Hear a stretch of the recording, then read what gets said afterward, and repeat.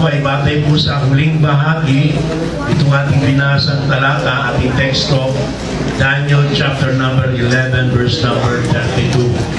Sa talatang yan ay tatlong idea kagad ang itinuturo sa atin, no? Sa talata, isang talata lang yan, at actually yung last part lang ng talata na yan ay meron pong tatlong idea ang nakapaloob. There is the thought, first of all, of knowing God. Secondly, there is also the thought of being strong. And last but not the least, yung pong idea patungkol sa doing exploits. Ang tao po sa pangkalahatan ay ang kanya pong magiging pagkakakilanlan o ang kanya pong katauhan ay makikita sa pamamagitan ng kung ano yung kanyang alam, yung kanyang nalalaman, kung ano siya bilang isang tao at kung ano yung kanyang ginagawa. So sa tatlong bagay na yan, no, what they know, what they are, and what they do, ay makikilala mo kung anong klase ang isang tao. Magiging pahayagan at pagpapakilanlan ng kanyang katauhan at ng kanyang buhay. Ang bagay na ito ay totoo rin naman sa ating mga mananampalataya. Mananampalataya po ba kayo? Ang Kristyano po ba lahat? So ito rin po ay totoo. Ang mga anak ng Diyos, ang mga Kristiyano ay characterized also by what we know, what we are, and what we are doing. Dito rin makikilala yung pagiging totoo nating Kristiyano. Kasi alam naman natin mayroong Kristiyano natin. Mayroong tinatawag na Kristiyano, no? Kung matatandaan nila karang taon. So, totoong Kristiyano ka ba? Madaling sabihin, oo. Madaling angkinin, oo. Pero merong pagkakakilanlan para malaman kung totoong Kristiyano ka. At ano yun? Yung ating pong nalalaman. Okay? Yung ating pong kung ano tayo at yung ating ginagawa. Alam nyo, nung araw, meron pong driver sa GMA, nagda-driver ng service at nagda-drive para sa pastor ko, Pastor Lumpa.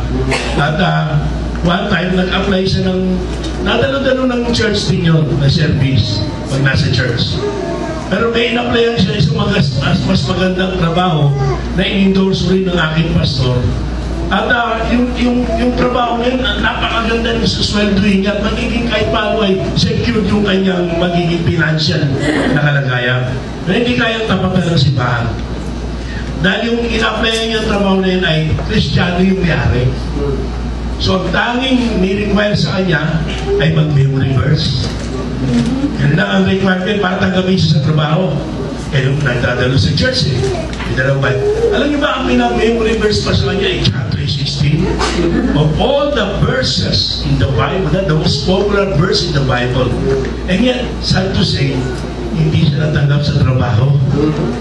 Alam niyo na kung bakit? Hindi niya na-resign in John 3:16.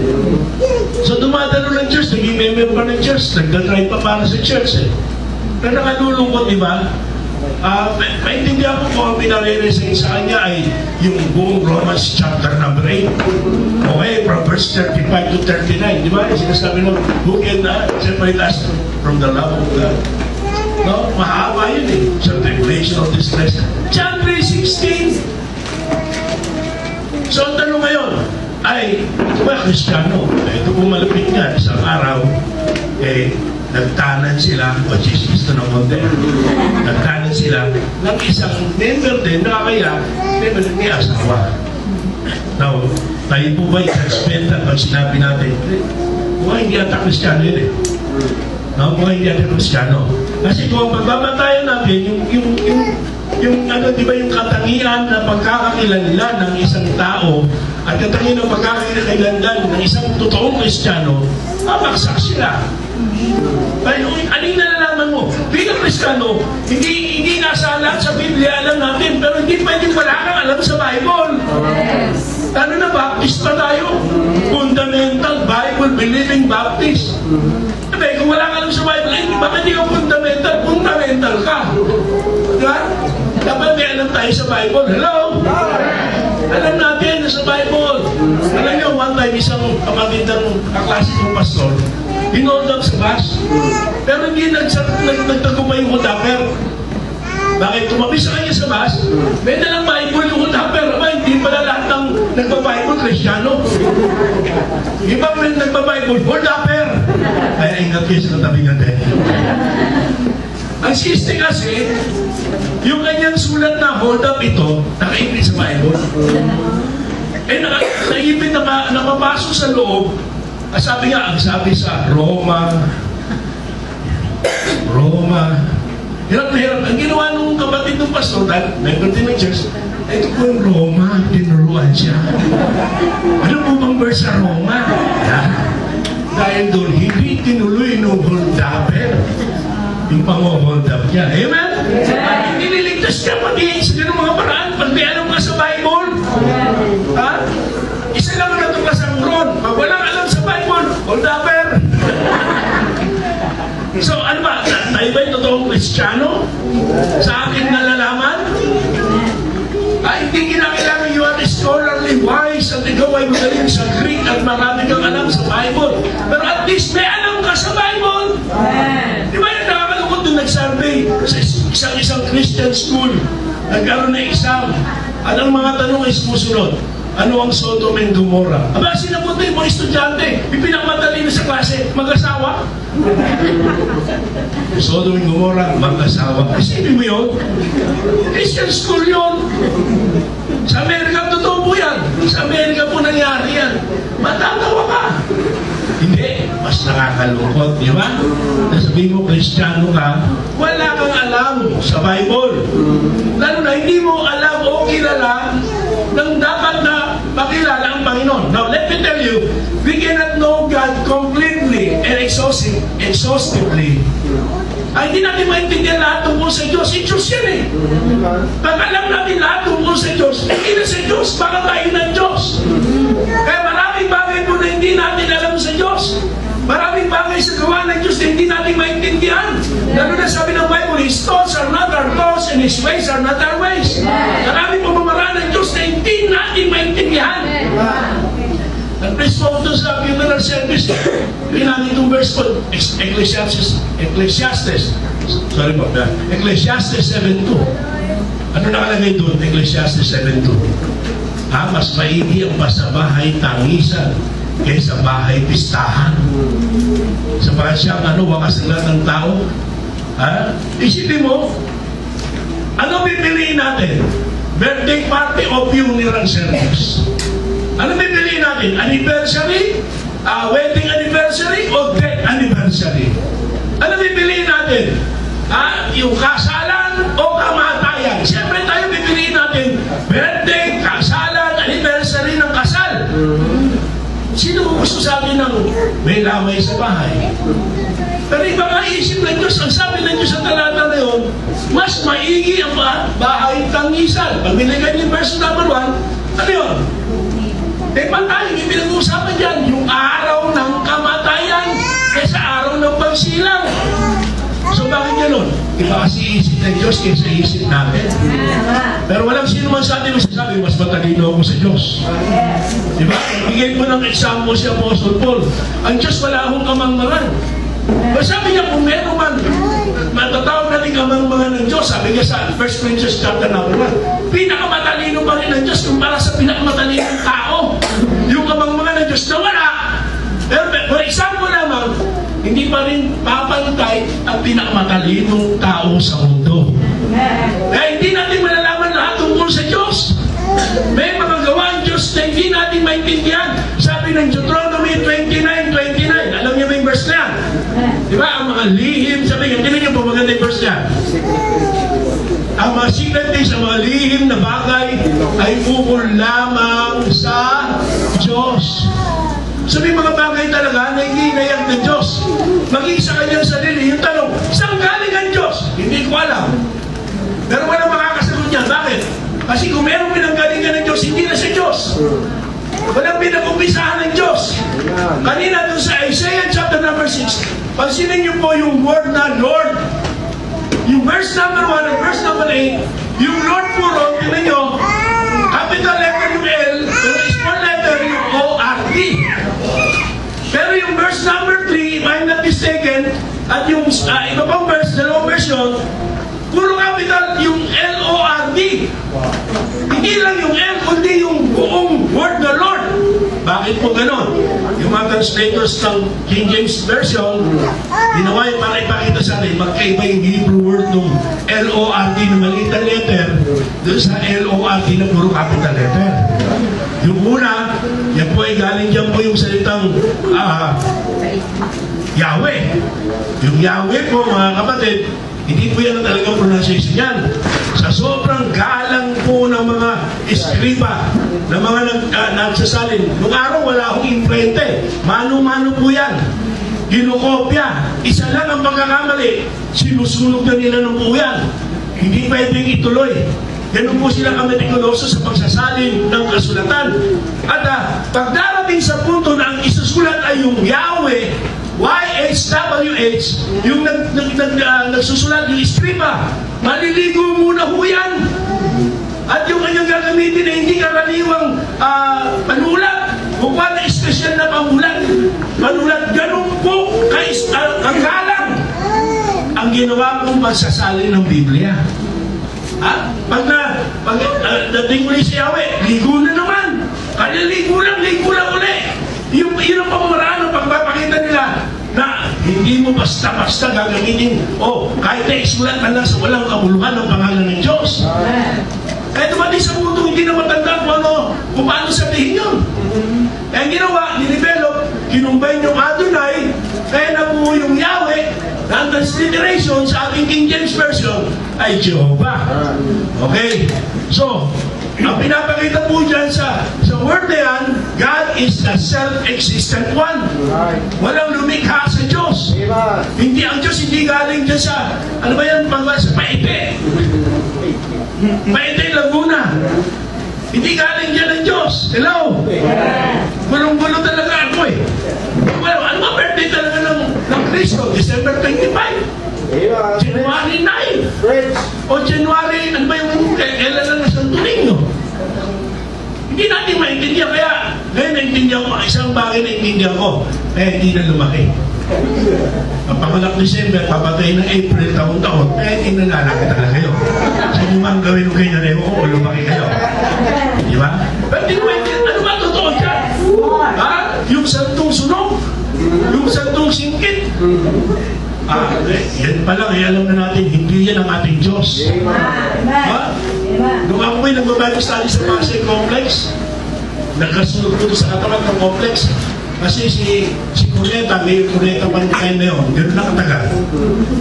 Ay, hindi kang matalik ng pastor ko, dahil pulis ng Pasay yung pastor ko. Pinagamit sa akin yung gilid ng sports complex. At doon sa kabilang kali, nagkasunod sa Valhalla. Nakita ko yung mga tao, takbuhan. Ang nakaagaw na aking atensyon ay yung babaeng buwat-buwat yung katao ang laking santo. Ang ganun kalaki yung santo, pero hirap sa buwat-buwat niya. At malapit sa amin, napaisip tuloy ako, ang Diyos nila nililigtas sa apoy. Pero ang Diyos namin nagliligtas sa apoy. Dahil ang Diyos natin tunay at buhay. Nung bago pa kami doon sa Santo Niño, doon ang lugar namin, Santo nila pala, hindi yung Santo yun, di ba? Santo nila.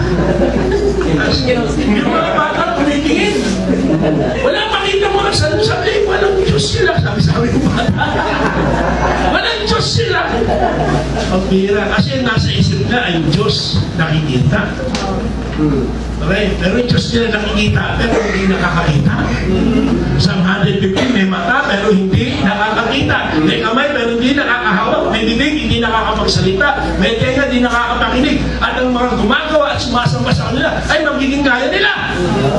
Ang Diyos natin hindi nakikita, pero mahalaga, nakikita tayo ng ating Diyos. Yung ba ang Diyos nyo? Nakikita tayo ng ating Diyos. At ang Diyos niya walang lumikha. He is self-existent. Yahweh, He is self-existent. And then yung puro capital, it speaks of God being sovereign. Self-existent and sovereign God. Ibig sabihin, wala nang tataas pa sa Diyos at walang mangyayari sa mundo na lalampas o makasisingit, makatatakas sa kaalaman ng Diyos. Walang aksidente sa Diyos. Walang pagkakamali ang Diyos. Ang Diyos hindi mabibigla. Si Tony pala speaker, hindi ko alam yan. Ang Diyos wala akong gano'n. Ay, biglang may Purihin ang ating Diyos ay Diyos na nakakaalam ng lahat ng bagay. Ang Diyos natin ay perfecto, ang Diyos natin ay banal, ang Diyos natin ay mataas. Yan ba yung Diyos na kilala mo? Kasi yan ang tamang pagkakakilanlan sa isang Kristiyano. Dahil hindi mo maalala si Moses, hindi mo maalala at alam ang istorya ni Jonah, pero hindi pwedeng hindi mo alam kung ano ang Diyos, at lalong-lalo na hindi pwedeng wala kang alam tungkol sa Panginoong Jesucristo. Marahil wala kang alam sa Greek, hindi mo alam na iba-iba pala yung Greek ng love. Merong agape, merong apileo, merong pang istorge, merong pang eros, na iba-iba ang ulo ganyan. Pero alam mo, yung pag-ibig ng Diyos ay buhay. That God so loved the world that He gave His only begotten Son. That God commended His love towards us in that while we were yet sinners, Christ died for us. Hindi pwedeng hindi mo alam yung mga basic things na yan about God. Hindi pwedeng sabihin natin isang one in true biblical Christianity. Kasama mo, pastor, o ano alam mong doktrina? Sama mo, pastor. Araw na tinanong, hindi nag-church, sinungusan. Kumusta yung pag-church? Alam mo ang message? Anong preaching ni pastor? Ganda. Tumusan. Ganda.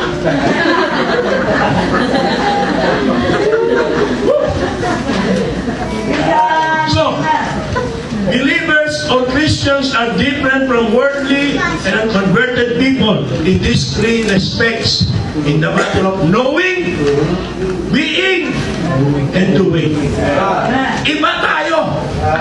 Iba yung ating alaman. Iba yung ating pagkatao. At iba rin dapat yung ating ginagawa. Pansinin niyo mga kapatid that these three characteristics of the child of God are related. Hindi pwedeng may hiwalay po dyan. Kailangan yan magkakaunay. Bakit? Kasi mga kapatid, only as we know God can we be strong. Hindi ka magiging strong, hindi ka lalakas kung hindi mo alam at kilala ang Diyos ayon sa kapahayagan ng Diyos sa kanyang sarili sa Biblia. Babalikan natin yun. Hindi lahat tungkol sa Diyos alam natin, pero yung mga kapahayagan ng Diyos patungkol sa kanyang sarili, dapat inaalam natin. Dapat may alam tayo doon. Okay? So, hindi ka magiging malakas kung hindi mo alam ang tungkol sa Diyos. Hindi mo kakayanin ng pagsubok. At maaaring sasabihin mo pa, sisihin mo pa ang Diyos, Lord, bakit mo binigay sa akin? Hindi mo alam ang Bible mo na ang Diyos walang tinutukso sino pa man. Ang Diyos hindi mo papatukso. Sasabihin mo na ko, Lord, hindi ko kaya to. Ang sabi ng Bible, wala ipapaitulad ng Panginoon, nangingin sa ating makakaya. Lord, matatalo ako rito. Hindi mo alam talaga ang Diyos mo. Sabi-sabi ng Bible, hindi kayo papaitulad yung pagsubok na higit sa makakaya mo. Siya rin ang gagawa ng paraan. Siya rin ang tutulong sa atin para malampasan natin yun. Bakit may nagbabackslide? Bakit may nag-discourage? Simple lang ang sagot. Hindi mo kilala ang Diyos. Bakit hindi? Salamat sa Panginoon, hindi nangyari sa atin, nangyari kay Job. Pero si Job, sa kabila ng may katanungan siya, pero importanteng bagay kung bakit nakaya niya yung ganong ating pagsubok. God forbid na tayo dumaan sa ganong problema. Isipin yung problema ni Job. Ano nangyari? Nabankrupt siya. Lahat ng negosyo niya, baksak eh. Pangalawa, burials. Di ba? Peruvian, bankrupt, burials. Namatay yung mga anak niya. O, tapos nangyari yun, bukols. Validarated din tayo eh. Mga bukols, mula ulo hanggang talampakan. Imagine mo yun. Yung pigsa mo lang sa kiligili, ang hirap-hirap na eh. Mula ulo hanggang talampakan. Bukols. Ano yung pangapat? Bungangerang asawa, di ba? Letter B pa rin. Bungangerang asawa. O, sumpain mo na ang Diyos. Ay nung nakikinabang sila sa Diyos, maraming magbabalak at isa, nakikinabang eh. Nagkaroon ng pagsubok, sumpain mo na ang Diyos. At ano yung pangapat? Mga buwangs na kaibigan, di ba? Huwag mo nung sinasabi, may kasalanan ka ata, Job. Pero si Job, alam niya, sasamba pa ako sa Panginoon. Sasamba pa ako sa Panginoon. Ang Diyos ang nagbigay, ang Diyos ang nagalis, purihin ang Panginoon. Anong pahayag yun? Pahayag na isang taong merong ayos at tamang pagkilala sa Diyos.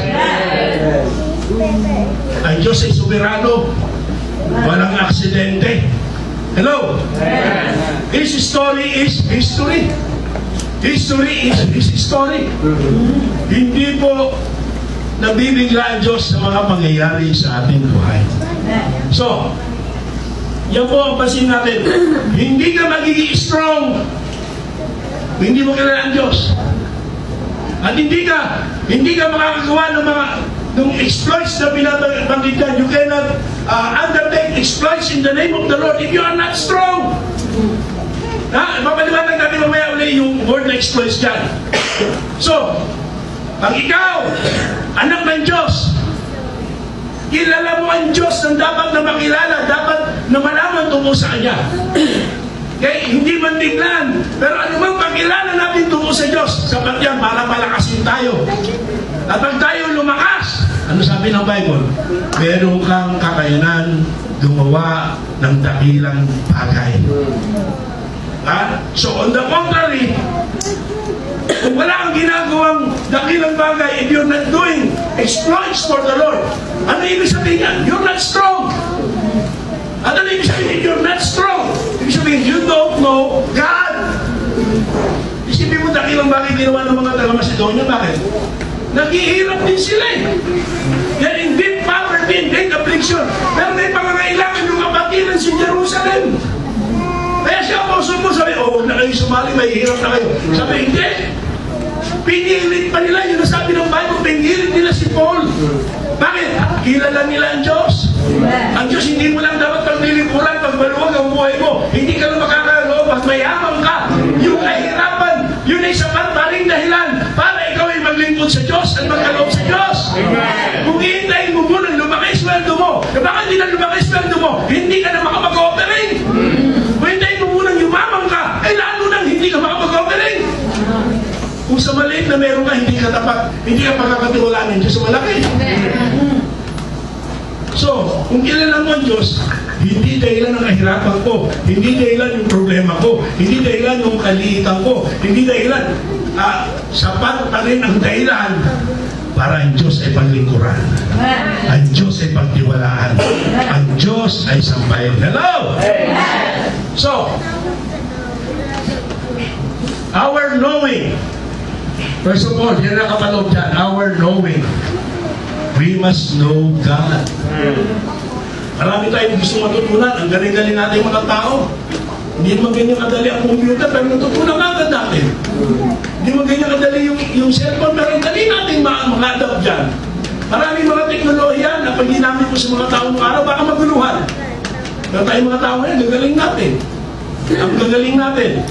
Pero ang nakakalungkot dyan, magaling tayo sa maraming bagay. May alam tayo sa maraming bagay. Pero tungkol sa Diyos, maasahan ba tayo?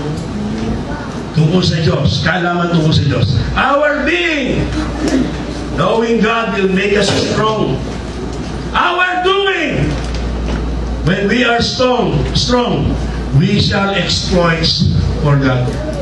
So kung gusto natin i-alliterate yan, para lang sa mahilig sa alliteration, our education, our energy, and our exploits. No, ito po yung tatlong pangunahing bagay pinagdidiinan dito sa ating teksto. Kung if you are educated about God, ano nyo yung mga apostol? Ang tawag ng Bible, sila yung mga hindi edukadong tao. Sila Peter, yung kanyang kapatid, hindi mga edukadong tao yan, hindi matakas ang pinag-aralan niya sa sekular. But there is no doubt that when it comes to about God, things about God, when it comes to God and about God and the things about God, alam nila. Well-educated sila pagdating sa Bible, pagdating sa Word of God.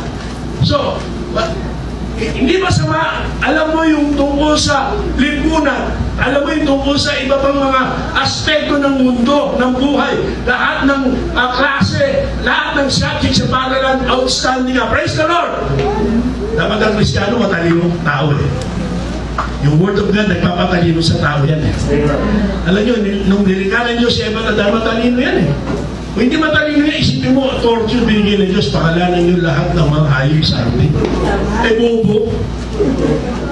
Bakit pinagkatiwalaan sila ng ganun? Kasi matalino sila eh. Eh, pasok matalino ang tayo. Bakit may mga tao na mukhang bobo? Huwag na mukha, bobo talaga.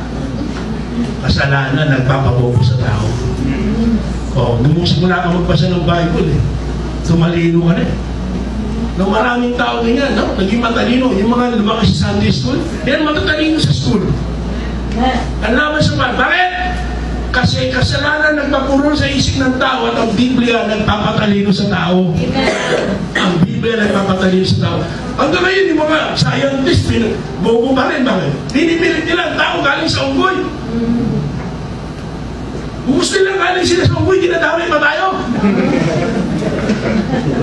Kung totoo yung ang tao galing sa unggoy, unfair yun. Unfair sa unggoy. Bakit may nakita ka na bang nangabot ng anak na unggoy? May nakita ka na bang lasenggong asawang unggoy at binugbog yung asawa? Wala. Eh, para sabihin mo, ang tao galing sa unggoy, unfair sa unggoy, ha? Lalo na babali yung mga tao mukhang kabayo. Kawawa naman sila. Yung mga tao mukhang palaka, di ba? So, hindi galing sa unggoy ang tao, pero yung mga tao mukhang unggoy. Yung mga tao galing unggoy. Yung mga tao mukhang unggoy. Pero ang tao, likha sa wangis ng Diyos. Tao matalino ng likha ng Diyos. Pero pinapurol na kasalanan. Kaya ang tao, may mga bobo. It's just the term. May mga bobo. Okay. So, pag sinabi natin exploits, anong sabi ng dictionary? Nababasa nyo kaya? Eh, dalawa ibig sabihin pala ng exploits. At pinaliwanag ko ng konti kanina. Yung bata, victim of exploitation. Yung babae, victim of exploitation. Ano yun? Mga abuso at ginamit. Di ba? Yun isa, ano naman exploitation eh. Pero yung word exploit, it is an interesting or daring action or achievement, exciting act. Sabi ng Encarta Dictionary yan. At yun ang tinutukoy dito sa ating teksto. Sa salin sa Tagalog, kung nakabasa ng Tagalog Bible, ang salin niyan, kabayanihan. Sila na nakakilala sa Diyos ay magiging malakas at gagawa ng kabayanihan. Hindi ka mabuyan. At kabayanihan. Hindi pananamantala. Hindi kabayanihan. Ayun ang ating bibigyan kasi ngayon. Nalala yung si Daniel. O sino si Daniel? Hindi ba yung kapitbahay nyo? Yung Daniel sa Bible. Ano sabi ng Bible? Daniel chapter number 1. Huwag na tayo masyadong pakalayo. Dito muna tayo sa Daniel mismo. Nandiyan pa ba kayo? Okay, Daniel chapter number 1. Ano po sabi dito? Patungkol po kay Daniel. Alam ko, hindi lang kay Daniel, kasama na yung kanyang tatlong kaibigan. Okay? So dito po sa Daniel chapter number 1, verse 15. Yan ba? Siguro alam niyo na yung background niya, no? Mga bata sa Sunday school, alam yan eh. Kasi na nadalamdihag. Ang Israel kasi, laging nag-idolatry, hindi natututo, kaya ginawa na siguro idolatry, so dinala sila sa center of idolatry bilang mga bihag sa Babylon. You know what? For 70 years, are you aware that after Babylonian captivity, hindi na nahulog sa idolatry ang Israel? They learned the lesson the hard way. Just like so many of us. Minsan di tayo nakikinig ng Word of God eh. Di tayo interesado. Pero pag may malaki kang problema, meron kang sakit na ikamamatay, nako! Lahat yan, nakikinig ka. Minsan wala tayong mag-pray eh. Pero pag meron kang matinding problema, alam mo na. Lahat ng prayer, lahat ng tao, hingan mo ng prayer. Lahat gusto mong salihan para mag-pray. We learn the hard way. When we can learn it the easier way. The first time we heard the Word of God, the first time we read the Word of God, immediately, we should trust God and obey. Ilang beses na silang dinisiplina. Idolatry. O sige, the hard way. Go to the center of idolatry. naging dalawang lihan. Yung mga noble, mga kinapon, kasama sila Daniel, si Shadrach, si Meshach, na Abednego, lahat silang punto. Ano yung istorya? Nirequest sila kumain, kailangan maging malusog kayo, malusog. So nirequest sila kumain ng pagkain ng hari. Pero hindi pagkain ng hari ng mga hari. Yung pagkain na bawal sa kanilang pananampalataya. Okay? Yung mga pagkain na hindi malinis sa harapan ng Diyos. So pinipili sila. Si Daniel nanindigan. Ano sabi ng verse 15? He purposed in his heart. Pinasyaan niya sa kanyang puso na huwag siyang madungisan. So, he purposed in his heart. Tama ba yan? Daniel 1, ano? 1:8. Wala, 1:8. But Daniel purposed in his heart that he would not defile himself with a portion of the king's meat, nor with the wine which he drank. Therefore, he requested of the prince of the eunuchs that he might not defile himself. Kapag pagkain ako, baksak dito maraming baptist. Ito yung third ordinance. Pagkain na casserole. Sabi nga nung inipastoran na, bakit yan nung mahilig ang lechong manok, lechong baboy. Ang lechong manok, may manok. Ang lechong baboy, may baboy. Ang lechong kawali, walang kawali.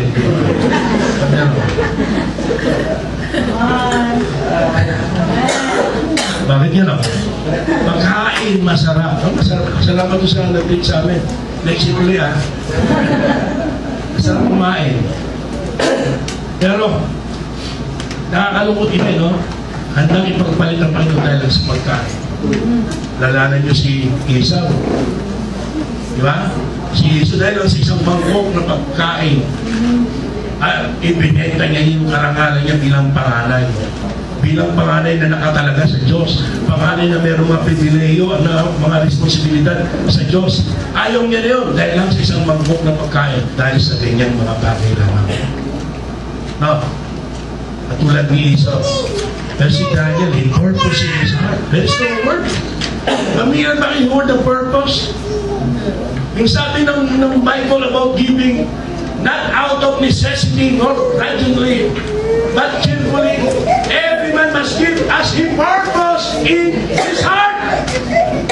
Bibilit niya ni Soriano, kung ano lang gusto mo, yung ba yung sabihin, no? Mga kapatid, hindi mo pagpapasyanan ka po. Bakit po? Matagal na pinagpasyahan ng Diyos yan. Hindi ka magpapasyahan. Ang Diyos na nagpasyahan. Ang tanging gawin mo, purpose in your heart to obey God completely. Yun yun. Panindigan mo kayo ni Daniel. Pinanindigan niya. Bawal sa kanila yan. Utos ng Diyos magkakain yan. He purpose in his heart not to defile himself. So let us all purpose in our hearts not to defile ourselves. Okay? Very heroic po yan. And God bless them. Ang sabi, sa verse number 15, nung natapos na yung pagsubok, kung ano ba magiging resulta, ano nangyari? At the end of the 10 days, their countenances appeared fairer and fatter in flesh than all the children which did eat the portion of the king's meat. Kaya ito po yan. Ang ikaw po ay naninindigan sa Panginoon, gagandang lalaki ka at gagandang babae ka. Ha? Pag nag-backslide ka, maniwala ka sa akin, papangit ka. Oo, papangit ka. Kahit maganda ka, pangit ka sa paningin ng ibang tao. Pangit ka sa paningin ng Diyos. Walang kasing pangit yung backslider. Walang kasing pangit yung hindi sumusunod sa Diyos. Walang kasing ganda. Nakakasilaw yung kagandahan, yung mga tapat sa Panginoon. Sa ministry ako ang hinahanap po ng Diyos. Di ba? Sabi sa Bible, huwag kang magtiwala sa taong di tapat. Ang pagtiwala sa taong di tapat ay gaya ng balingipin o balimpa. Ang sakit kumain pag baliipin mo, ang sakit maglakad kung balipa mo. hindi mo pagkakatiwalaan, hindi kinakailangan marami kang talent, kaya ang requirement ng Diyos 60 watts, hindi yung talented, hindi yung educated, hindi yung dynamic. Ang requirement niya, to be faithful. Maging tapat. Hindi lahat tayo magiging educated, hindi lahat tayo magiging talented. Pero lahat tayo, bata o matanda, bago man ang pala tayo matagal na, mahirap o mayaman, matalino, walang pinag-aralan, lahat tayo pwede maging tapat sa Panginoon. Yun ang requirement ng Diyos. Yun ang requirement ng Diyos. Yung katapatan. At pinakita ni Daniel yung katapatan sa Diyos. At ito po dapat natin matutunan. Hindi ka naman bibiguin ng Diyos pag hindi mo siya binigo. Hindi ka bibiguin ng Diyos pag ikay naging tapat sa Kanya. Kaya si Daniel, ang nasabi, he was promoted. Look at the next verses we have done. In chapter 2, verse 28. Ano yung verse 17? Meron ba? Tingnan ko nga. Masabi yan. Mapakibasa. Handa, basa. As for these children, God gave them knowledge and skill in all learning and wisdom, and Gideon had understanding all visions and dreams. Okay, not only Daniel, but his friends as well. Ayan, kay Daniel, dahil siya yung naging vocal, naging inspirasyon ng tatlo, naging good model, naging good example, naging good leader. He was given more. And the thing is, they were blessed by God. Bakit? Heroic yung ginawa nila. It's an exploitation in the positive sense of it. Hindi lahat gagawin yun. Hindi lang naman siguro sila yung mga Hudyo na doon eh. Pwede ikapira nila. Wala naman nakakita, tayo-tayo lang naman eh. Nabigyan na natin. Malaman din natin kung lasa yan. Pero hindi nila ginawa yun eh. Hindi pwede na pag-usapan, baka patayin tayo ng hari, baka magalit itong leader. Yung mga pangamba natin, alay, may member kami, bagman yan, hindi siya nagtatrabaho. Nung nagtatrabaho siya, very active yun, diakono namin sa church. One time, in-schedule siya ng Sunday. Di ano siya, napagkapag, Pastor, please pray for me. Sabi ko sa kanya, kapatid, tapat ka sa Panginoon, at umaayos ang pagtatrabaho mo, huwag ka matakot. If you're an asset to that company, hindi ka nila makakawala. If you're a liability, you have all the rights to be afraid. Kausapin mo, boss mo. Boss, si church po ako pag Sunday, worker po ako, diakono po ako, preacher po ako. Pwede ba, kahit na ano, nagpaalam. You know what? Pinayagan ng boss. Pinayagan ng boss. Bakit? Yun nga eh, hindi siya liability sa kumpanya eh. Kung siya tapat sa Diyos, naisip siguro ng boss niya, lalo itong di magluloko sa trabaho niya. Tapat dito sa Diyos eh. Takot dito sa Diyos eh. Hindi siya tinanggal. Hanggang siya iwalis sa trabaho at nagnegosyo na ng kanyang sarili. Pero hanggang ngayon, isa yung sa preacher na yun sa amin, nandoon. Anong puntos doon? Di ba? Panintigan ka naman minsan. Purpose in your heart not to defile yourself. Panintigan ka, niyayaya ka ng barkada mo. Ay hindi ko pwedeng magpalit ng pagsamba sa Diyos. Kilala mo kasi ang Diyos eh. Kung kilala mo ang Diyos, malakas ka. Meron kang kakayanan na tumanggi. Si Daniel may kakayanan tumanggi. Bakit? Kilala niya ang Diyos. Hindi ka makatanggi sa nag-aalok sa iyo sa sugal, nag-aalok sa iyo ng lakwatsa, nag-aalok sa iyo ng bisyo. Bakit? Hindi ka strong. Bakit hindi ka strong? Hindi mo kilala ang Diyos. Hindi mo kilala ang lubo sa Diyos. Ganun lang po kasimple yung Tapos sa verses 47 and 48, chapter 2, 28, lagi ko yan, ang sabi, but there's God in heaven. Ito, panibagong istorya ni Daniel. Meron na siyang good report. Heroic siya, bakit? Hindi lamang natamay niya yung tatlong kaibigan niya na iligtas sa paglabag sa kalooban ng Panginoon. Natulungan niya pa yung hari. Di ba? Nanaginip yung hari. Natulog during the service eh. Hindi, walang gano'n. Nanaginip yung hari. Hindi yung sinabi, nanaginip ako eh. Ano yayabang ng mga paham eh. O sige po, sabihin niyo kung anong panaginip niyo. Naalala ko ba, nag-wedding ako, bawat panaginip, may number eh.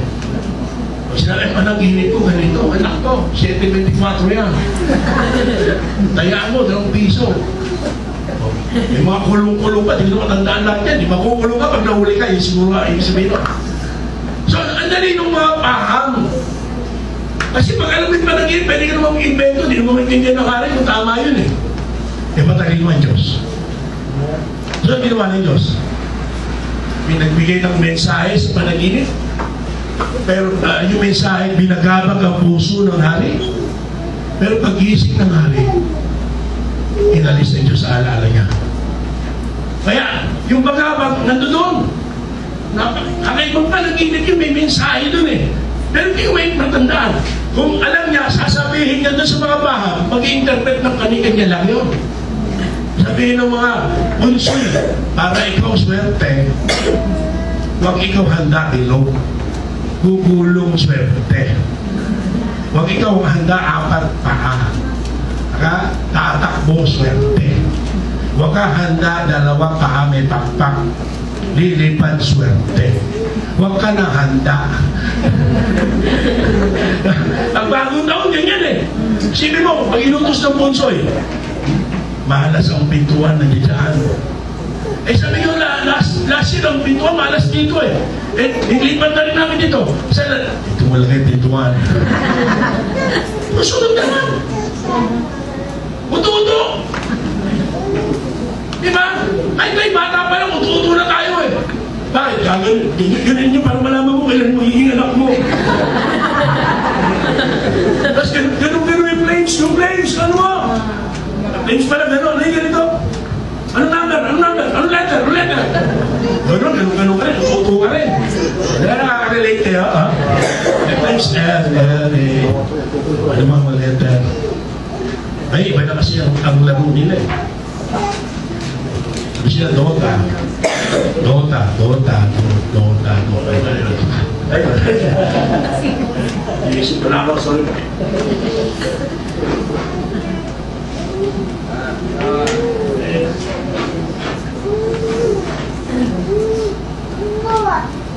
Sabi pa ako sa inyo, may sakit ako. Ha? Okay ba kayo? Bago magkaroon ng virus dito.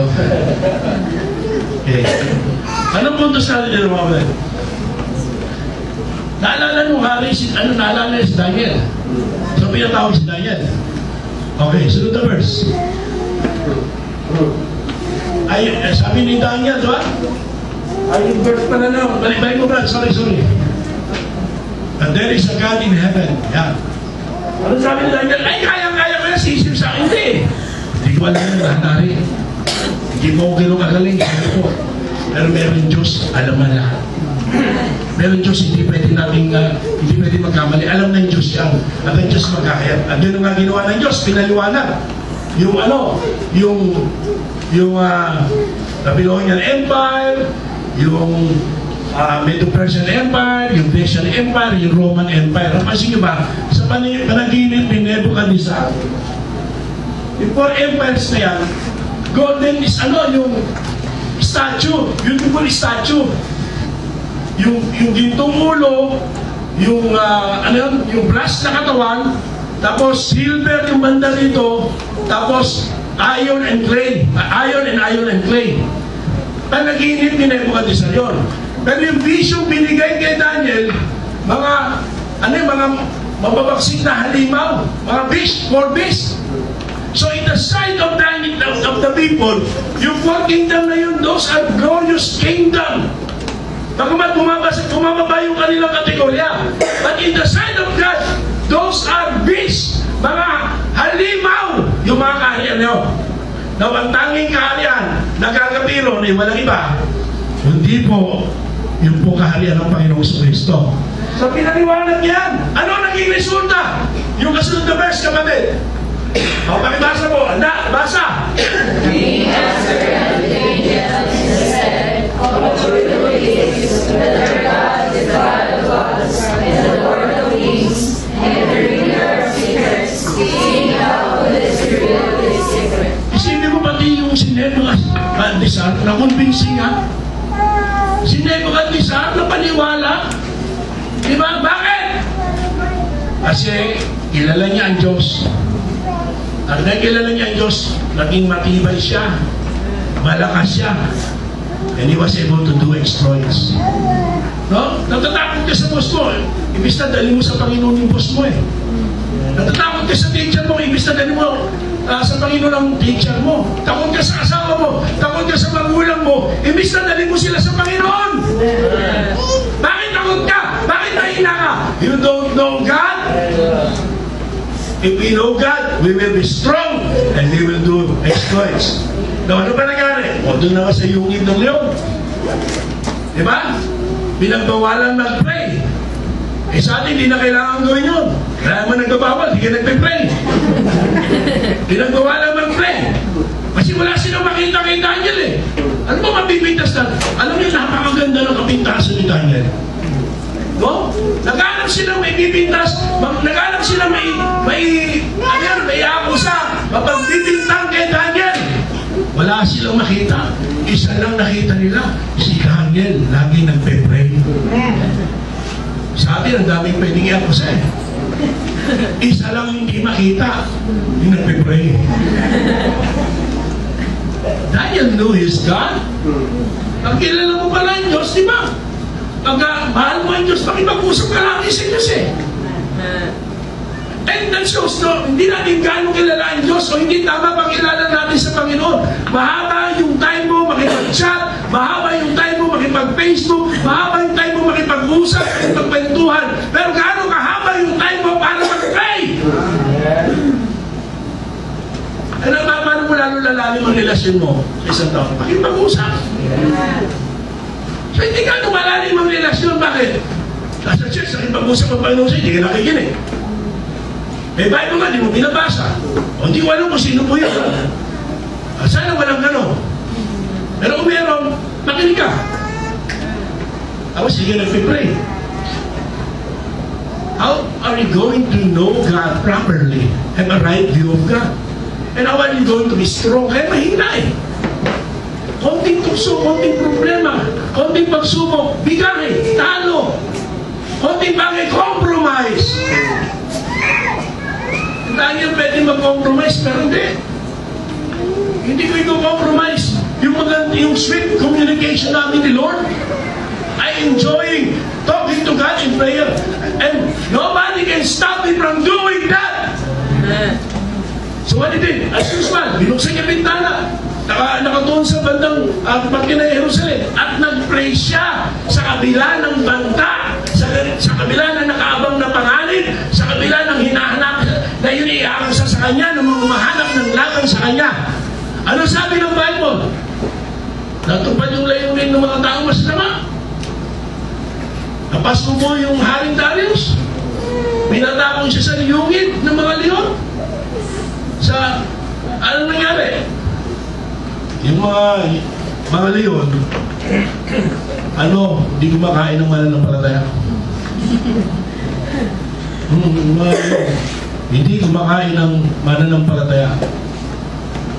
Kaya hindi kinain si Daniel. Di ba yung mga nag-akusa sa kanya, yun ang tinatapon doon. At sila yung kinain ng leon. Pag ikaw ba pinatapon sa yungib ng leon, mag-i-enjoy ba yung leon sa'yo? Kukuha pa ng ketchup sa sausaw. Ha? Hindi ko makain ng mananampalataya. No, of course, alam natin may divine intervention. It's heroic. Yung kanyang ginawa, kabayanihan yun. Yung manindigan ka, kabayanihan niya, kapatid. So, God is spared him. So, ano nangyari? Napalaya si Daniel, na-promote pa si Daniel. What happened, brother?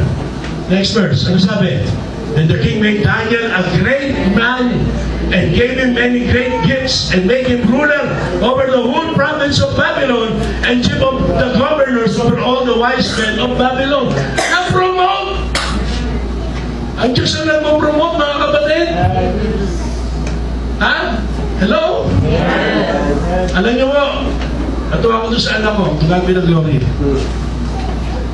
Nakako siya yung buong sweldo niya, Kasama na yung magiging ano niya, 13-month pay, opening sa Church December. Ako pa nga nag-react na. Sigurado ko, ginawa, pinanindigan na anak ko, grabe. Ayun pala, may in-apply sa ibang kampanya na kung siya ay matatanggap doon, triple ng sweldo niya yung ibibigay. Marami nag-a-apply. Pero sabi niya, matanggap mo, hindi. Panata ko sa Panginoon. Natanggap. Triple yung ano, yung sweldo kaysa dati. See? You cannot outgive God. Hindi natin pwede. Kung ikaw maglilingkod sa Diyos na ganyan, at magpapalain ka ng Diyos na ganyan, kung makakalugay sa Diyos na ganyan, mas malaki ang papala ng Diyos sa iyo. Nalala ko isang bata, nandito sa tindahan eh. Habang nasa tindahan yung bata, o di, napaano na ako. Habang nasa tindahan yung bata, nakita niya yung mama namimili. Nakatingin yung bata. Ganito ata ka lang yung bata. Bata ka pa ba? Hindi na. Oo. Kaya ayos. May example. Nakatingin sa mama. Sabi nung mama, Ine, gusto mo bang candy? Opo. Ha? So kinuha nung mama yung karapon. Binuksan. Kumuha ka na, Ine. Ayaw umilis yung bata. Gusto mo ba ng candy? Opo. Kumuha ka na. Ayaw umilis yung bata. Bakit ayaw mo kumuha? Sabi ng bata, gusto ko po kayo kumuha. Mas malaki kamay niyo eh. Ang galing ng bata, anak. Kasi kung siya kukuha, konti lang. Yung mama kukuha, marami. Di ba? Kaya wala tayong pagpapala kasi tayo kumukuha. Hindi tayo nagtitiwala sa Diyos. Mas malaki ang kamay ng Diyos kaysa sa kung sumipsip si Daniel doon sa hari at sumunod siya sa mga patakalo para ma-promote siya. Bakit hindi siya ma-promote? Hindi niya kinuha sa kanyang kamay. Kinuha niya sa kamay ng Diyos. Natanggap niya ang higit sa pagpapala. Alam niyo, huwag niyo kaikita yung mga hindi nagtatize. Huwag niyo silang gayahin. Kahit anong mabili, nakabili ng kotse si Brad, hindi kasi nagtatize. Nakabili ng motor si Brad, hindi kasi naglalagi may pastor. Sila ay masaya sila dahil sa mall sila kasi hindi sila nag-church. Huwag niyo silang kaingitan. Naalala niyo yung ano? Dalawang maipit na magkariban sa karera ng kabayo. Pero sa dalawang maipit na magkariban, isa laging natatalo. Kaya ginawa niya, umarkila siya ng professional na jockey. Professional na hinete. Sabi niya, pupuhunahan ko na ito. Sigurado mananalo na ako rito. Dahil na inaasahan, yung karera, neck and neck sila. Talagang gitgitan. Naiwanan lahat ng kalaban. Gitgitan sila. At medyo may professional na hinete, nakalalamang ng konti.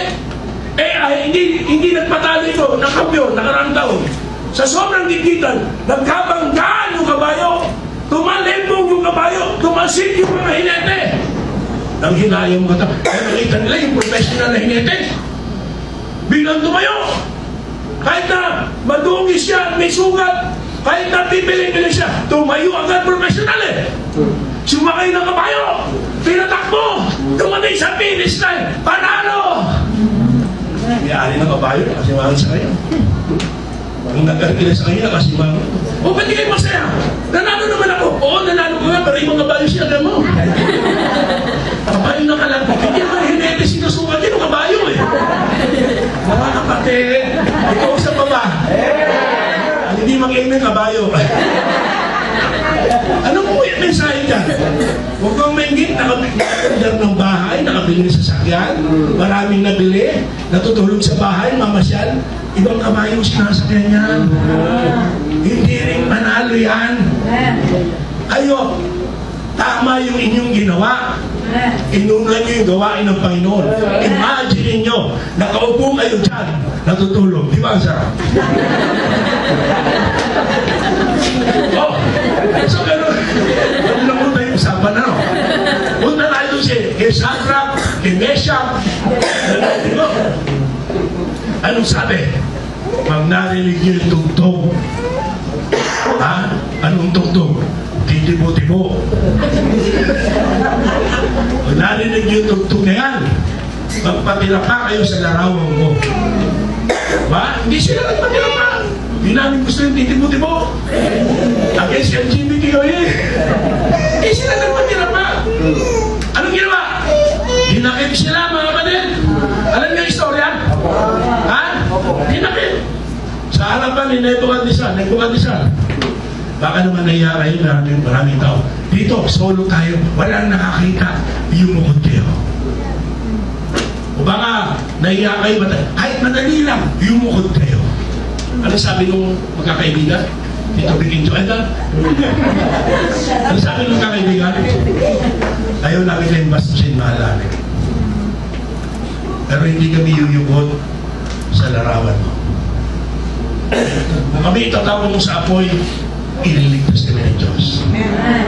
Pero kung hindi kami iligtas ng Diyos, hindi pa rin kami sasamba sa larawan.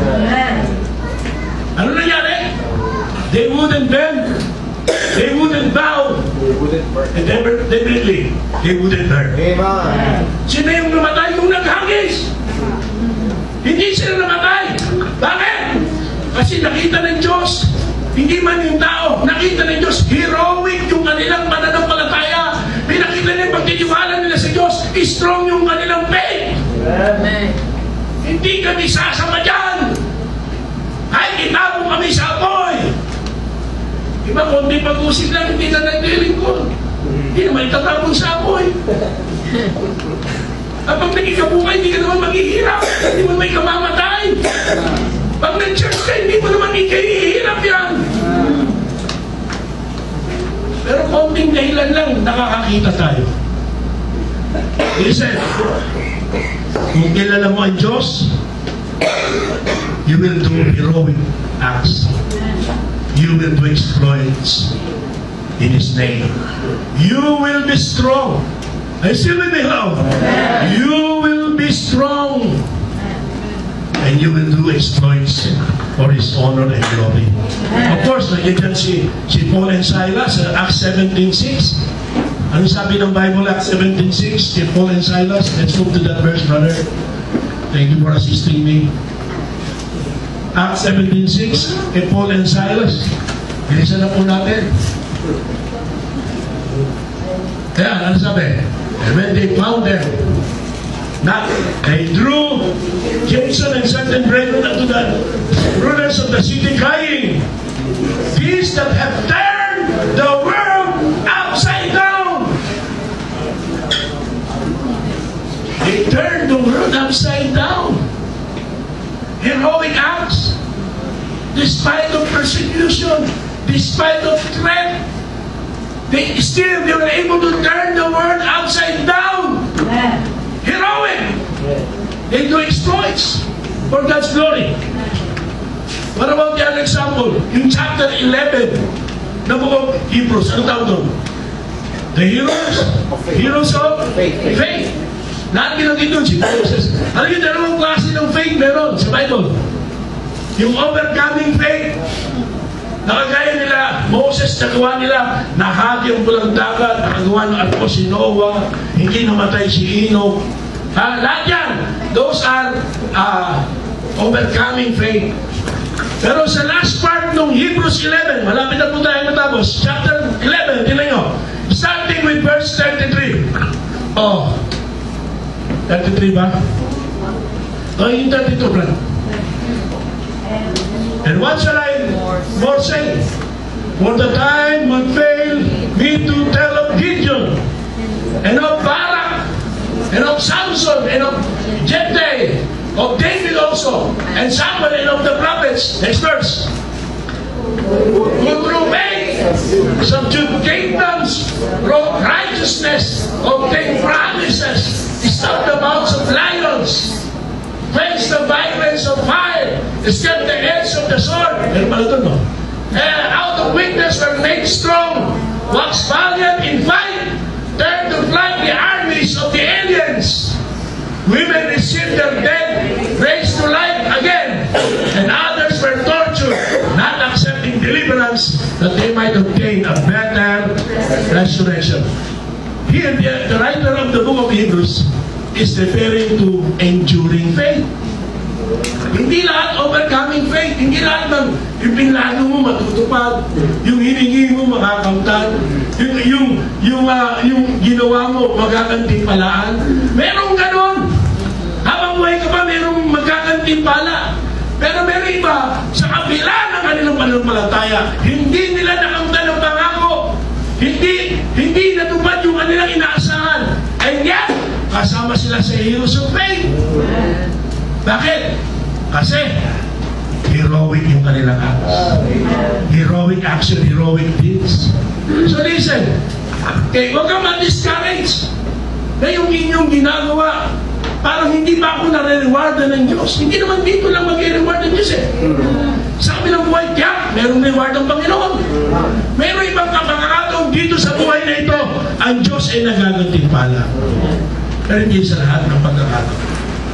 Isa lang natitiyak natin. Iba, hindi makapaglingkod, hindi makapagkaloob, hindi makapanindigan, hindi makagawa ng kabayanihan, dahil natatakot sa kahirapan, natatakot sa mundo. Ayaw iwanan ng kayamanan. Ayaw ibigay ang kayamanan sa Panginoon. Ano nangyari? Pag namatay, iwanan din. Pag namatay, iwanan din. Alexander the Great, he almost conquered the whole world. The known world, the 2/3 of the known world during his lifetime. He was able to conquer it. Umiyak pa nga siya, I cannot conquer any world anymore. Is that aware na? Hindi yung pong mundo yung kanyang nasakop. Pero nung mamatay siya, ang diling niya, diling ko, ilabat yung gilid ng ataul ko, may butas. Tapos yung dalawang kamay ko nakalabas, nakamukhang kamay. At bubuhatin ako ng aking abogado, bubuhatin ako ng religious leader, bubuhatin ako ng mga tagapayo ko, yung mga may influensya sa kanyang buhay. At habang ako'y binubuhat, parada niyo makita ng tao. Tinanong siya, bakit mo anong purpose niyo? Kaya natutun din ng doktor para makita nila na kahit pinakamagaling ang doktor na meron ako, pag oras mo nang mamatay, hindi ka mapipigilan. Kahit na marami kang tagapayo, hindi nila mapipigilan ang kamatayan. Pero hindi sila gusto makita ng tao na kahit nasakop ko ang buong mundo, gusto ko nila kung makita nila na wala akong madadala sa kabilang buhay. Wala akong madadala sa kabilang buhay. Mga kapatid, may kayamanang iiwanan. Lahat ng kayamanan, panglupa at material, iiwanan yan. Pero mahalaga yung kayamanang pupuntahan. May kayamanang ka bang pupuntahan. Hindi lahat ng paglilingkod natin sa buhay na ito, makakamit natin ang gantimpala. Alam nyo, nag-iipot kami, nanakawan pa nga kami. Nung speaker ako kay Pastor, nag-basic kila Pastor, alam nyo, Pastor Scrupulo, nag-basic nyo, alas 4, graduation, natapos graduation, alas 10. Yung araw niya, Biyernes, the next day, maghuhulog ako ng pera, 300,000 sa aming blood fund. Dito kami kumain sa Maxes, sakay ka. Ang saya siya, nakisakay sa akin si Pastor, tsaka yung anak na, ibang worker. Yung bag ko, na laging bit-bit ko, iniwanan ko sa ganito. Nakalimutan ko na. Sa Maxis, ang tagal pa na ako magsilbi. Hindi pa yung illegal, ang tagal ng kape, di ba? Hindi illegal siya, terrorist pala. Tama rin ba? Ano po nangyari? Pauwi na kami. Pag-andang ko, ang gumisya ko, hindi. Pagganong ko, basag yung salamin. Naalala ko kami din bag ko. Nandun yung laptop ko, nandun yung 2 years na Sunday school ko, Book of Revelation. Ang dami ko nandun. Yung relos, yung salamin ko, nabigay sa akin, nasa amin. Ang dami nga wala. Ang swerte ko magnanakaw. 300,000. Ganun lang mabilis. Ayan, ipaulit kami. I tell the church, hindi ako tatanggap ng support. Sabi, Pastor, hindi nyo maginusto yan. Huwag yung tagalin support nyo. So sabi ko, kahit paano magbabayad ako, hindi ko ipapangako, hindi ko inuobliga, nababayaran ko lang. Pero gusto ko lang may isa nun, ang kalooban ko. May pagkukulang ako. Ano lungkot ko nun?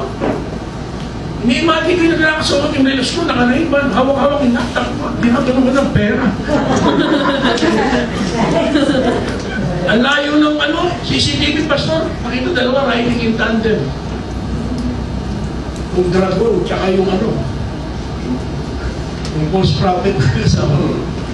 Nag-ikot pa rin kami ngayon. This is what I'm telling to our church. Ang success, mga kapatid, may success na ikaw may gawa. Hello, tama? Kaya ka successful, ikaw gumawa. Kaya ka mulan, ikaw gumawa. Hindi, Kristiyano ka, nagtitiwala ka sa Panginoon. That's another way to be successful. May success ka, inanap mo. Kaya yung inanap, yung kapatid natin sa GMA, estudyante ko yun siya, ang pastor ko yun. Ang GMA, mas malaking simbahan kaysa rito. Mas malaki. Pero bakit malaki yun? Hindi siya nagtrabaho, may nauna nagtrabaho. May nanay niya yung success. Nakuha yun. Pero may success, kapaman. Sabi ko sa church, ipon pa rin tayo. Makabili tayo, mamatay man ako, hindi ko matadali sa kabilang way. At least yung susunod, meron na sila. Ibig sabihin, hindi lahat nag-iipon mo sa lupa, ito automatic, ikaw makakakita. What is important? Ginawa mo yung tama. Gumawa ka ng nararapat. Hindi mo man makamtan dito, sigurado makakamtan mo sa kabilang buhay. Isa-isay mo lang sandali ko, kapatid, gusto nyo na umuwi kasi. Alam niyo mo ba nung 1st and 2nd century, ilang mga Kristiyano pinagpapapatay? Gaano marami? Mga pinatay na Kristiyano? Alam niyo ba kung paano pinatay? Si Mateo? Si Apostol Mateo? Na dating kinasusuklaman ng mga tao dahil siya isang publikano? Isang tax collector para sa kalabang bansa at sa magnanakaw? Pinatay siya dahil siya ay sinaksak ng espada. Pero namatay sa tapat sa Panginoon. Si Mark, namatay sa Alexandria. Ang ginawa po kay Mark, tinali yung kanyang kamay, tinali yung kanyang paa, at kinalagyan po ng kabayo doon sa mga bakubakong bato. Tumatalbog yung ulo niya hanggang lumabas yung kanyang utak. Pero habang buhay siya, nagpipreach siya, nagbuburi siya sa Panginoon, namatay siyang tapat. Namatay siyang dakila. Namatay siyang isang bayani para sa Panginoon. Naalala ko si Lucas. Binigti siya sa olive tree sa Greece. Pero habang siya ay naghihingal roon at nahirapan, he keeps on praising about Jesus Christ. Tapat na namatay sa Panginoon. Heroic act. He do exploits for God. Naalala ko si John. Nasabi ng record, siya ay nilublog sa umulong langis. Pero hindi siya namatay. Anong ginawa nila? Pinatapon siya sa Isle of Patmos. You know your Bible. Bakit siya tinapon sa Isle of Patmos? Kasi kahit na yan ay sugat pa, kahit na yan ay matanda na, kahit na yan ay nilublo pa nila, hindi mapigilan mag-preach ng gospel. And they learn the only way para mapigilan siya mag-preach ng gospel, ipatapon sa lugar na walang tao. Hindi na kailangan gawin sa atin yan. Hindi na kailangan ipatapon pa tayo. We don't share the gospel. You don't even share the gospel to your family, to your parents, to your loved ones. We don't share the gospel. Hindi ka na kailangan bang ilumlum sa umugulong langis to renounce your faith. You're doing it now. You're not willing to be persecuted. You're afraid. You're not strong because you don't know God. You don't really believe God. You don't really trust God. Si Peter, nung siya ibaba ako, sabi niya, I'm not worthy na maging katulad ng Panginoon. Kaya pinako siya ng patiwalik. Pero habang nakaganon siya, siya'y nagbe-preach, tapat hanggang kamatayan. Si Andrew, ganun din. Si James the Greater, sa Book of Acts, mamabasa niyo, pinugutan ng ulo. Habang nagbe-preach, yung James the Less, ano ginawa? Mula sa talugtog ng templo, tinapon po siya, hinulog, 70 feet high. When he landed, he had broken his bones, fractured his body. But as he lay there dying, he keeps on preaching about Jesus Christ. Faithful unto death. Si Bartolome, kilala bilang Nathaniel, binitin na parang baka. At habang nakabitin, binabalatan ng buhay. Yung pagbalat na sagad hanggang buto. Nawawalan siya ng malay. Masakit, umiyak siya. Pero pag nananabuli ang kanyang ulirat, preach the gospel. Preach about Christ. Sing praises unto God. Until eventually he died. Si Thomas, wala natin si Thomas, the doubter. Diba? Pero sabi ng records, sa East Indies, siya pinatay, sinaksak siya habang nagpipreach ng gospel. Let me tell you something.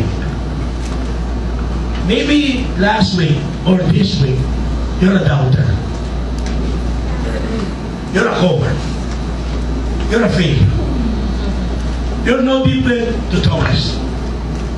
But one day, Thomas purpose in his heart, hindi na ako magiging doubter. Now I know God. Nakita niyo si Jesus Christ. Ilagay mo, daliri mo sa aking kamay. Isuot mo sa aking tagiliran. Now he knows God. He believes God. And he was so strong. No longer a doubter, but a faithful servant of the Lord.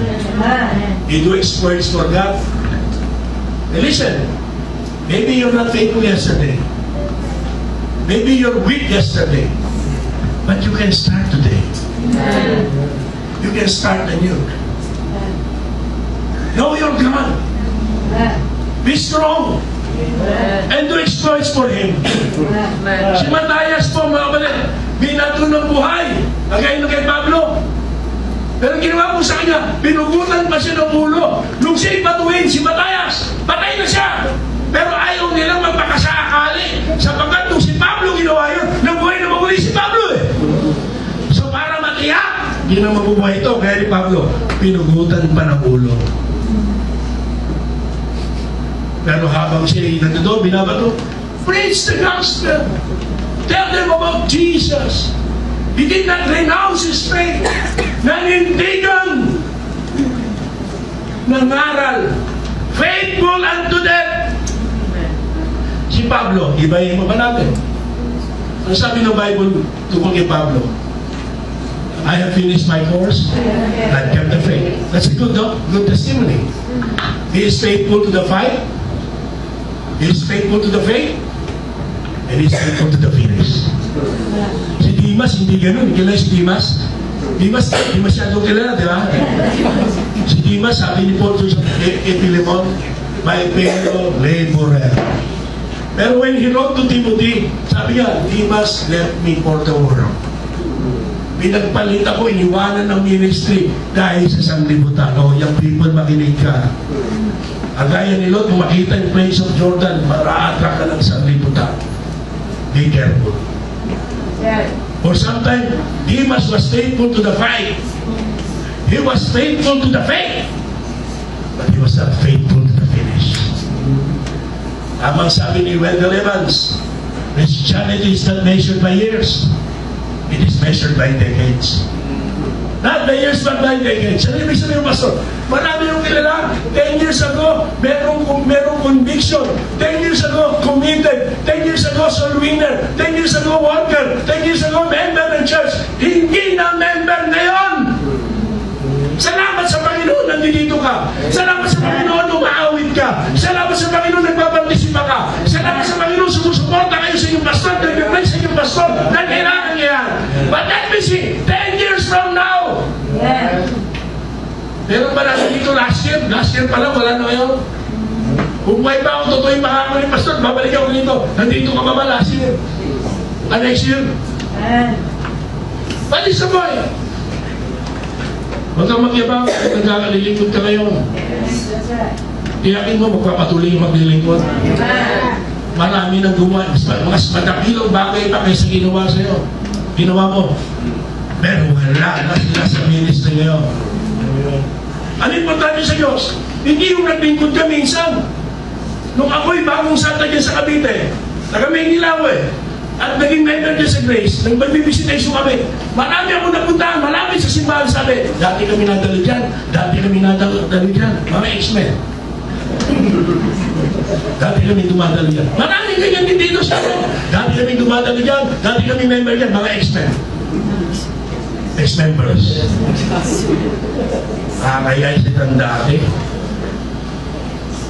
Faithful na to them. Kahit sa kamatan. Marami pa eh. Natapusin natin ito, pagod ako eh. Listen, let me say something. I'm not sure if I said this before. All they have to do was compromise. in order to be spared and survive. Ang tanging kailangan gawin nila Mateo, ni Matthias, ni Barnabas, and then ni Bartolomeo, ni Nathaniel. Lord, magkakailala kita sa harapan. Alam mo naman ang puso mo, Lord, eh. Magagamit mo pa ako habang ako'y buhay, Lord. Magkakailala kita, pero I will pray for them, I will try to win them. All they have to do was to compromise the soul. Pero hindi nila ginawa eh. Pinili nilang mamatay na malinis, mamatay na tapat, mamatay na hindi nagkataydor sa Diyos, na hindi sila tinraidor kailanman. Pinili nila na manindigan sa pananampalataya. Malakas sila dahil kilala nila ang Diyos, kaysa mabuhay pa ng gandang na buhay, mabuhay pa ng mahabang buhay, pero tumalikod sa Panginoon. They chose to live and to die than to live betraying their Savior. And where is that crowd now? I often pray we will be among those crowd with conviction. Kayo, gano'n. Hindi, umulan lang, di ka na nag-visitation. Umulan lang, di ka na nag-church. Yung mas pinipersecute, mas naninindigan, mas pinagbabantaan, mas nagiging matapang dahil kilala ang Diyos. Yan ang klase ng Kristyanismo. Pinatatakutan ni Satanas. Masarap umawin sa kwet. May member ako, pan director ako. But I know one thing. Hindi sa kwet natatakot si Satanas.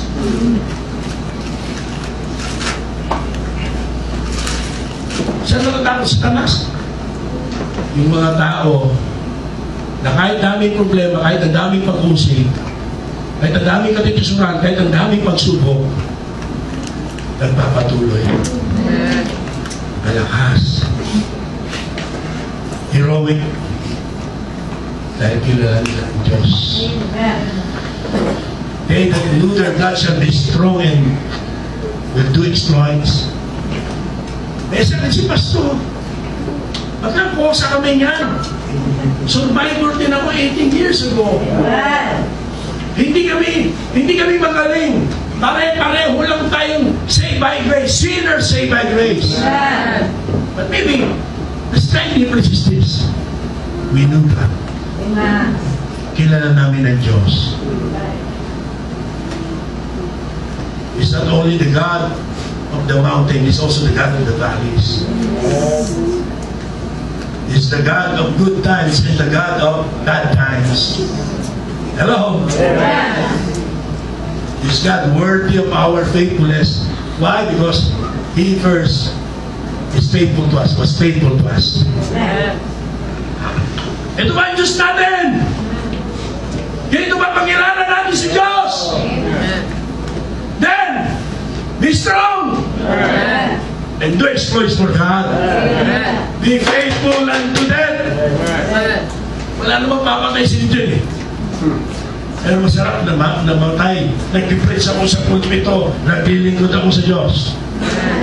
Dahil sa mamatay, dahil nakikipang ilumang karon, nakikipang sugalang karon, at ex-mem ka na rin.